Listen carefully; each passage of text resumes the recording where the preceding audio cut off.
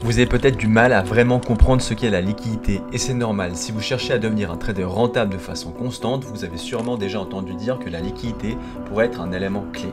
Mais jusqu'à maintenant, vous êtes probablement un petit peu perdu parce que sur internet, tout le monde en parle, mais rarement de façon claire et simplifiée. Alors restez avec moi, dans cette vidéo, je vais vous expliquer ce qu'est réellement la liquidité, pourquoi elle est si importante et surtout comment l'identifier facilement. On va voir ensemble les différents types de liquidités que vous pouvez rencontrer sur le marché et je vous montrerai la plus grosse erreur que font beaucoup de traders à ce sujet pour que vous puissiez l'éviter dès maintenant. Hello tout le monde et bienvenue dans cette vidéo sur le concept de liquidité, mais expliqué de façon très simplifiée, en particulier si vous êtes débutant et que vous ne savez pas tout à fait ce que c'est que la liquidité et surtout comment l'identifier sur les marchés. Je vais vous faire une petite présentation rapidement et puis ensuite on ira directement avec des exemples très concrets sur les graphiques. Alors, il faut savoir que sur n'importe quel marché financier, c'est-à-dire en gros que ce soit un marché, vous allez retrouver, je sais pas, des indices, du forex, de la crypto, peu importe le type de marché finalement, chaque transaction, ça implique quoi? Qu'il y ait nécessairement un acheteur et puis un vendeur. C'est-à-dire qu'en gros, vous souhaitez acheter un actif et puis pour pouvoir l'acheter, si vous l'achetez effectivement, il va se dire que de l'autre côté, eh bien, pour que la transaction elle puisse avoir lieu, il y aura nécessairement quelqu'un qui va vous vendre cet actif-là et inversement. Et donc aussi sur les marchés financiers, eh bien, lorsqu'une personne elle gagne, souvent il y aura une autre personne qui va perdre. Et quand vous subissez une perte, eh bien, vous allez contribuer à la liquidité du marché. Ça veut dire quoi? Ça veut dire finalement vous contribuez à la disponibilité de fonds qui permettent aux transactions de pouvoir se dérouler.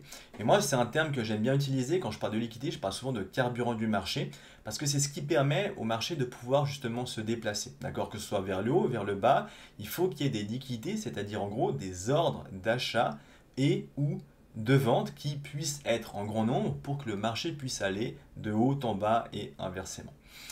Donc en gros, sans elles, les prix ils auraient du mal à évoluer, parce qu'il serait justement difficile de trouver des contreparties pour acheter ou vendre. Le marché il a donc besoin d'aller chercher des ordres de vente ou et d'achat.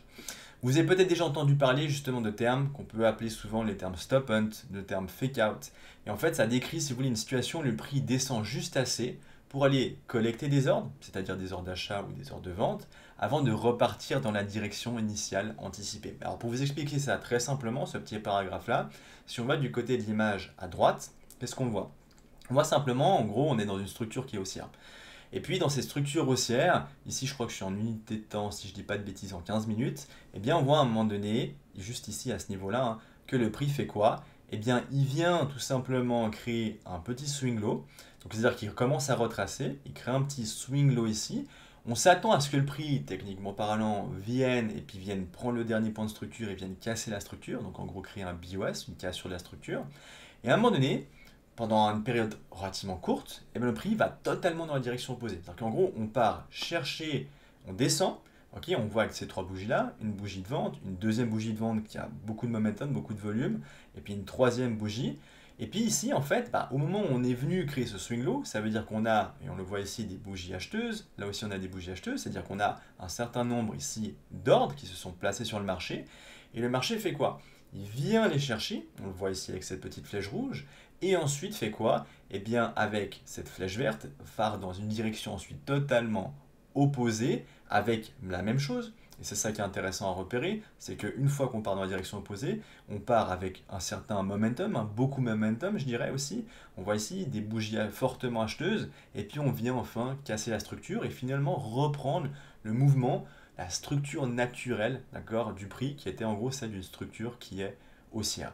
Et ce genre de phénomène-là, c'est quelque chose que vous allez observer, pas tout le temps et systématiquement, mais assez fréquemment quand même sur les marchés financiers. Et donc, les zones où cette liquidité est souvent ciblée sont les... Alors, ça peut être des trendlines, ça peut être des swing points, comme des swing lows, des swing highs, et ça on va le voir un peu plus en détail.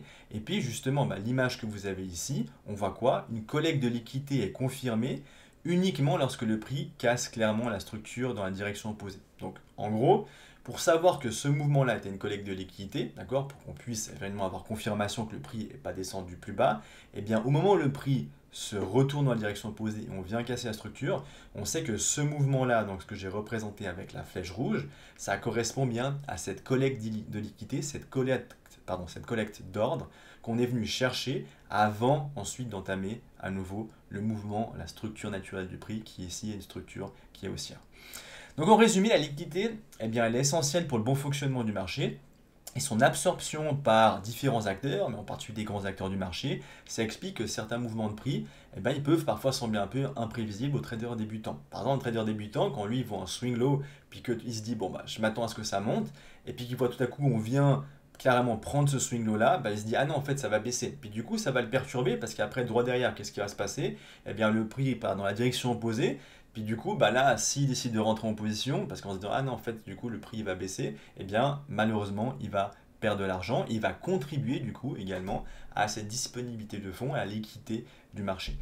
Donc ça, on y reviendra évidemment plus en détail, ne vous inquiétez pas par la suite. Donc maintenant qu'on a vu ce que c'était que la liquidité, l'important c'est aussi d'apprendre à repérer cette liquidité, à l'identifier. Vous allez voir pourquoi c'est extrêmement important. Apprendre à repérer les zones où le prix est le plus susceptible de venir chercher la liquidité est une compétence essentielle pour progresser en trading, notamment lorsqu'il s'agit d'anticiper des retournements de tendance. La meilleure manière d'éviter une liquidation consiste à identifier les zones où la liquidité a déjà été absorbée, ça c'est l'élément crucial, avant d'entrer en position. Donc ça permet non seulement de confirmer votre biais directionnel, par exemple si vous étiez en short, effectivement, vous allez dire ok, il y a une liquidation et donc maintenant je peux aller du côté de ma position de vente parce que voilà, on est dans une structure par exemple qui est baissière et du coup ça confirme du coup cette idée que vous voulez vendre mais vous attendiez la liquidation, mais aussi, et ça c'est très important, de limiter les pertes inutiles. Et combien vous êtes en tant que trader débutant, et ça j'ai déjà aussi pu le vérifier effectivement dans le cadre de la formation que je propose, en particulier donc dans la formation Elite, le groupe privé, c'est que eh bien, il y a encore, et ça s'entraîne hein, évidemment, c'est un apprentissage qui se fait, et ça c'est mon rôle aussi en tant que formateur d'apprendre à repérer ces liquidités-là, c'est que souvent la liquidation, c'est quelque chose qui a de la peine à être identifié. Et malheureusement, quand la liquidité et la liquidation ne sont pas bien identifiées, eh bien, malheureusement, des traders débutants, eh bien, ils se prennent des stop-loss. Ils enchaînent des stop-loss parce qu'ils n'ont pas réussi à identifier quelle était la liquidité, comment l'identifier, et en gros, ils font partie de ces liquidités où ils se prennent stop-loss sur stop-loss, et malheureusement, voilà, ils enchaînent les pertes. Donc, l'exemple, en gros, que vous avez ici, à ma droite, illustre comment l'analyse de la liquidité peut nous aider à nous positionner du bon côté du marché. Le prix révèle ses véritables intentions après avoir collecté la liquidité côté acheteur, puis en cassant de façon impulsive, donc on le voit très impulsivement, la structure vers le bas. Donc si je dois vous expliquer rapidement l'image ici, et de façon très très simple, hein, le but c'est vraiment d'expliquer de façon hyper simplifiée ce que c'est et comment identifier la liquidité. Eh bien le prix en gros, donc on est, donc petit rappel, donc ça c'est du 15 minutes, et puis on est dans une structure qui est baissière. Ça c'est les éléments importants à savoir. Puis là on voit en gros on crée à nouveau une nouvelle cassure de la structure, mais avant de créer cette cassure de la structure, eh bien on voit que le prix fait quoi? Il descend, il vient consolider un peu, puis après il redescend comme ça. Okay, puis on voit que là on a une belle bougie de vente, donc en gros on a des ordres avec la petite flèche que vous avez représentée ici. On a des ordres de vente, donc on a de la liquidité qui est arrivée sur le marché, donc c'est-à-dire des ordres. Hein. La liquidité c'est ni plus moins que des ordres d'achat ou de vente. On a des ordres particulièrement ici de vente qui sont arrivés effectivement sur le marché. Donc nous, qu'est-ce qu'on fait? On repère qu'il y a des ordres ici, c'est pour ça que j'ai mis cette ligne horizontale que vous avez juste ici. Et le prix fait quoi? Plutôt que de continuer à descendre, il a besoin d'aller récupérer des liquidités. Donc il va venir collecter les différents ordres de vente, par exemple, et peut-être des positions acheteuses au moment où on passe au-dessus de ce petit swing ici. Et donc on le voit par la flèche verte. Donc on va dans une direction où on grimpe.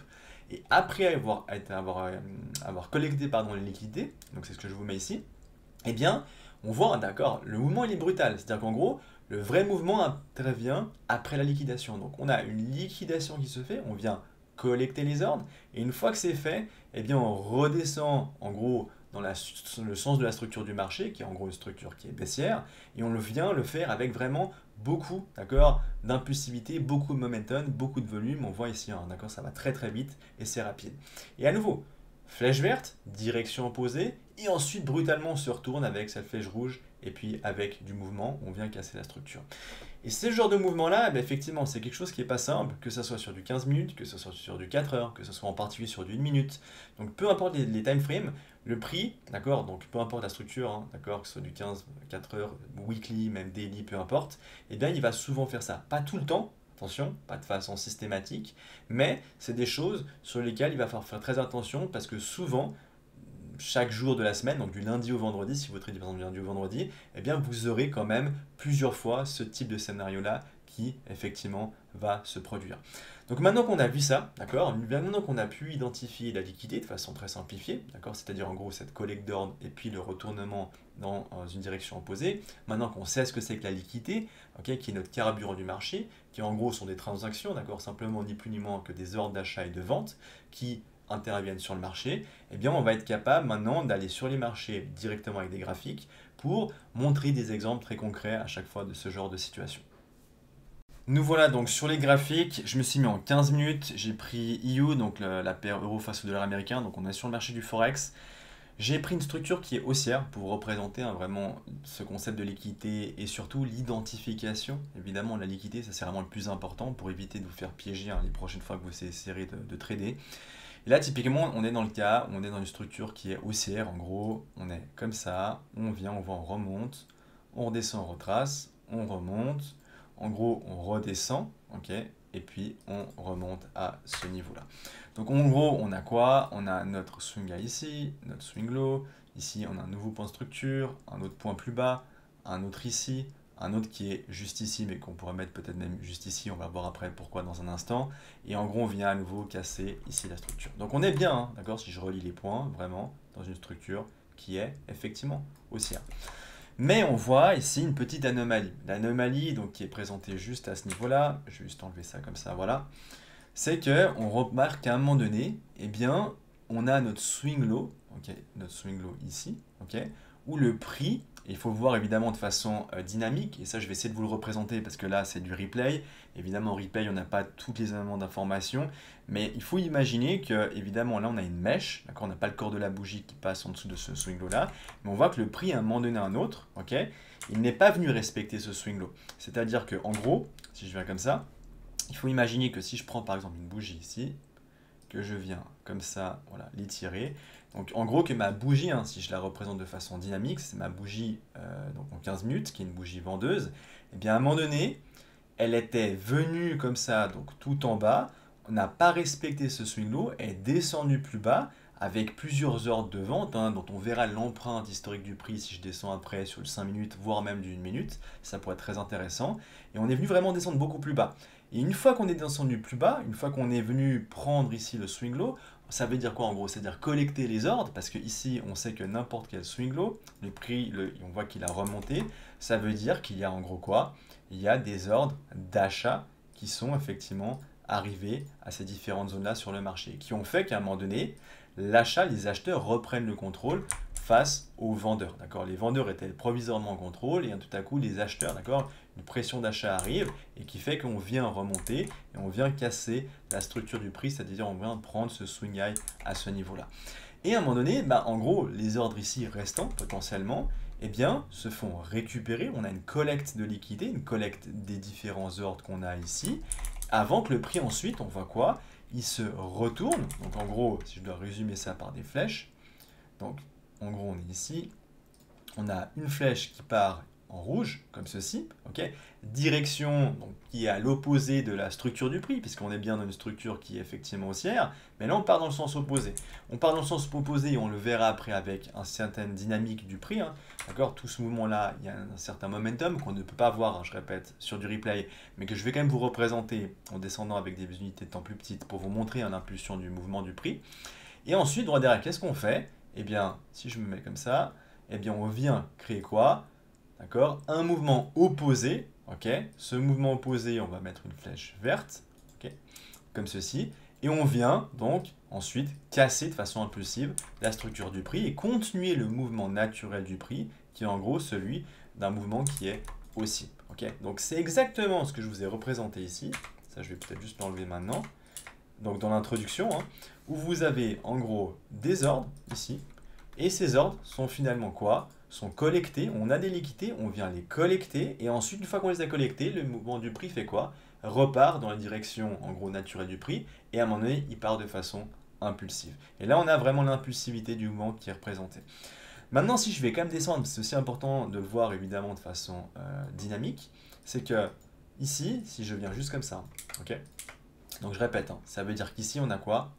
Si je dois juste le représenter à nouveau, ok, ça veut dire qu'à un moment donné, on a véritablement au niveau de cette mèche, si je vais maintenant descendre au niveau du price action, on a forcément des ordres de vente qui sont arrivés. Généralement, quand une liquidation a lieu, et ça c'est un point clé à retenir de cette leçon-là, et j'aimerais bien que vous, éventuellement, vous le notez quelque part, c'est que la liquidation doit se faire de façon impulsive. Il faut qu'il y ait un certain momentum au niveau des ordres de vente, typiquement, pour venir collecter, liquider qui sont juste en bas. S'il n'y a pas de momentum, s'il n'y a pas de liquidation, d'accord, c'est ça, hein, d'accord, la liquidation, eh bien, attention, ça veut dire que très simplement, ça n'est pas une liquidation.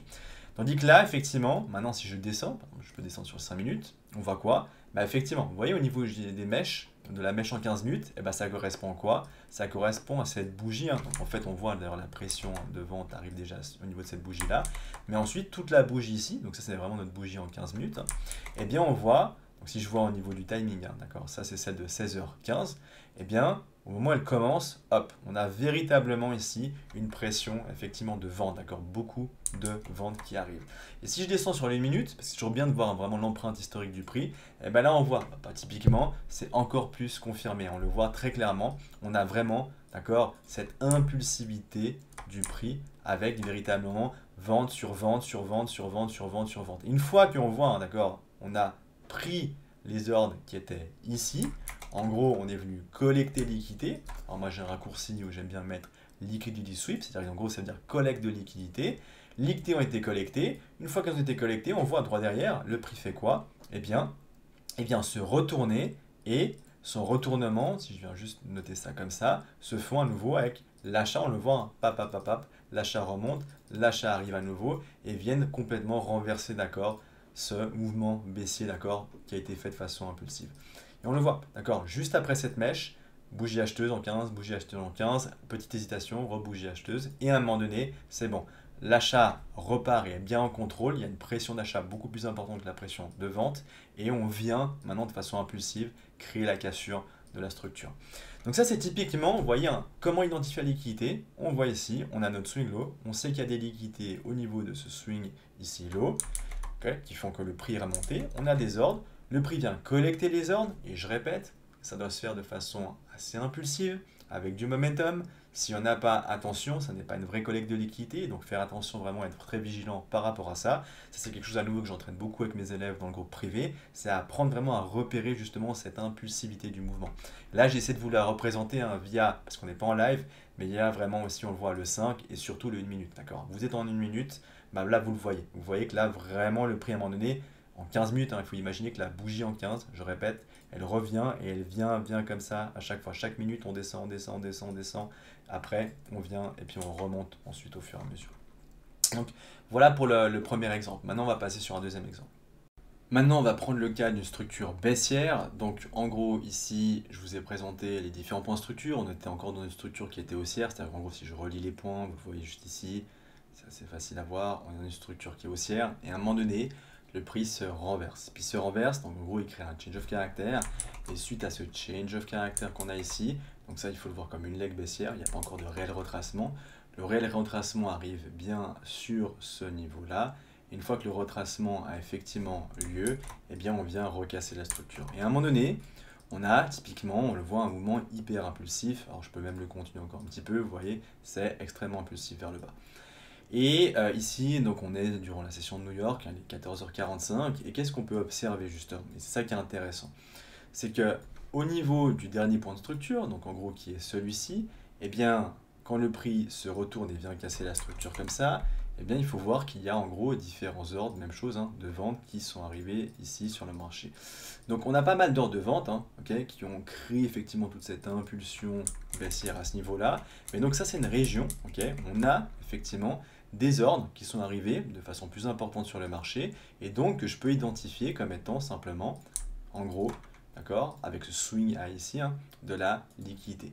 Donc je sais qu'il y a des ordres, donc ça je vais juste l'enlever hein, pour que ce soit plus visible. Je sais qu'il y a de la liquidité et qu'est-ce que le marché a mon effet? Et on le voit, c'est très clair, c'est qu'à un moment donné, le marché monte, monte, monte, monte, donc là il y a le retracement qui a effectivement lieu, mais à un moment donné, ce retracement, on le voit juste ici, on passe en fait au-dessus. C'est-à-dire qu'à un moment donné, on a effectivement le prix, on le voit avec cette mèche, hein, d'accord, c'est l'empreinte du prix, ou si je viens juste rejoindre ce dernier haut ici et le mettre là, ben on voit, on vient passer au-dessus. Et en fait, juste après être passé au-dessus, donc moi je vais l'identifier comme étant une collecte de liquidité, on est venu en gros prendre des ordres dans ce niveau-là, d'accord, cette région-là de prix, et suite après à être passé légèrement au-dessus de ce swing high, eh bien on le fait une fois, on remonte encore une deuxième fois, et une fois que c'est fait, eh qu'est-ce qu'on voit? On voit à nouveau, eh bien de façon impulsive, d'accord, donc là, si je dois juste le refaire par rapport à ma petite explication théorique, donc mouvement vert, on vient vers le haut alors qu'on est pourtant dans une structure qui est baissière, mais on passe au-dessus de ce swing high provisoirement, et droit derrière, qu'est-ce qu'on a? On a donc simplement un mouvement extrêmement et fortement baissier dans la direction opposée, et on voit que le mouvement est fortement impulsif, c'est-à-dire qu'on a effectivement, ok, eh bien, bougie de vente, bougie vendeuse, vendeuse, vendeuse, vendeuse, vendeuse, et ainsi de suite. Okay, et ce genre de mouvement-là intervient à nouveau suite au fait qu'on est, donc là, on voit 14h30, petite liquidation, petite collecte de liquidité, on vient collecter des ordres, et une fois qu'on a récupéré suffisamment d'ordres, eh bien, on a ce mouvement qui part dans la direction opposée, et donc on vient à nouveau continuer le mouvement naturel du prix, la structure naturelle du prix, qui est effectivement une structure baissière, comme ceci. Okay, donc on continue simplement la structure. On a créé le shift of caractère, leg baissière, on remonte, on redescend, on recasse la structure, on remonte, on vient juste chercher des ordres juste avant, et ensuite on redescend de façon impulsive, forte, avec du momentum, et on revient à nouveau casser de la structure. Et même chose, parce que ici vous le voyez en 15 minutes, mais je vais quand même juste volontairement me mettre comme ça. On va juste mettre ce rayon, cette ligne horizontale ici. Et on le voit, alors, si par exemple, si je me mets, alors je vais tout de suite descendre sur d'une minute, je viens ici, voilà, on le voit ici effectivement, avec cette bougie acheteuse, on passe et on vient avec cette mèche ici un peu plus haut. Je pense que si je me mets en 5 aussi, on peut le voir. Bah, effectivement, en 5, c'est même aussi parfaitement clair. On voit, ok, au moment où on vient prendre ici, on va essayer de chercher le swing low à nouveau, eh bien on vient faire quoi? Bougie acheteuse, on voit en plus de ça, il y a de l'imbalance qui est là, rebougie acheteuse, on est passé au-dessus, on repasse de temps en temps au-dessus. Donc là, effectivement, on a vraiment une zone où effectivement on a une zone de liquidité, on vient récupérer des liquidités, il y a des ordres d'achat aussi qui rentrent sur le marché, il n'y a pas que des ordres évidemment de vente qu'on vient de chercher, et une fois qu'on a récupéré tous les ordres nécessaires, eh bien, on peut continuer, une fois qu'on a le carburant, eh bien, on vient continuer ce mouvement-là vers le bas et à nouveau casser la structure. Donc on le voit effectivement en 5, c'est effectivement beaucoup plus clair. Et à nouveau, je répète la même chose, la mèche ici, à un moment donné, il faut imaginer que voilà, on est passé légèrement au-dessus, donc on était à un moment donné sur cette bougie en 15 minutes, en 5 pardon, et aussi en 15, et bien à un moment donné, cette bougie-là était une bougie qui était acheteuse, et on était au-dessus de ce dernier swing point, d'accord? Et ça c'est important de le voir, parce qu'on ne peut pas, je répète, le voir malheureusement sur du replay, mais en live, eh bien c'est exactement ça qu'on a, d'accord, une bougie acheteuse qui est effectivement au-dessus de ce swing point avant de revenir effectivement à l'intérieur. Et une fois qu'on a ça, on le voit, eh bien mouvement baissier impulsif. Donc vous voyez, l'avantage, c'est que quand vous repérez ce type effectivement de liquidation, après la liquidation, c'est à ce moment-là, si votre biais directionnel, eh bien on le voit, le biais directionnel, c'est quoi? C'est celui de pouvoir effectivement se dire, ok, on va plutôt privilégier la vente, les shorts, parce que on a une structure du prix qui est baissière. Donc vu que la structure du prix est baissière, eh bien naturellement, statistiquement parlant, c'est toujours une histoire de statistiques et de probabilité, le trading, eh bien on a plus statistiquement de probabilité, de chance d'arriver à effectivement réussir notre short, mais avant, nous, on est malin, on évite de se comporter comme les traders débutants, et on va attendre justement qu'il y ait la collecte de liquidité, donc cette petite liquidation, avant ensuite de pouvoir s'insérer sur le marché.